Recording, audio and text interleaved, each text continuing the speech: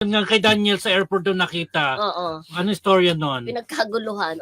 Pinagkaguluhan siya. Si Daniel naman, kahit naman saan magpunta, Daniel Padilla yung pagkakaguluhan niyan. Kahit yan diba? sa pupunta Kahit sa palengke, oo. pumunta sa mall, pagkakaguluhan. O kahit na may issue sa kanila, Diyos ko, Oo. talagang Daniel Padilla is still Daniel Padilla pa rin yan. Ay, Sa Ay, baka sa pinakasikat. airport kasi nagpunta ng Davao. Ngayon June 7 na yung concert niya sa Oh. Davao. Ayun Sa ba Tago yun? yun. mo.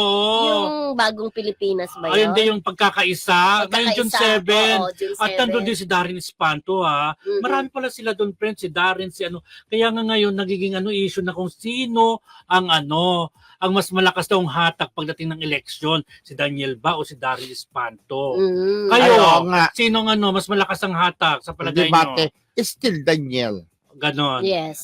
Kahit sabihin mong maraming Yes. si Si Darren. iba pa rin si Iba pa Daniel, rin di ba? Daniel, correct. Kasi hari pa rin yan eh. Oo. Teenage king pa rin yan, di ba? Yun. Daniel. Correct. Although hakot pa rin naman si Darren, pero Although mas singer Mas, si Darren, pero pagdating naman din sa recording, marami na rin naman napatunayan si Daniel, di ba? correct. At saka sa mga pelikula. Oh. Oo, yun.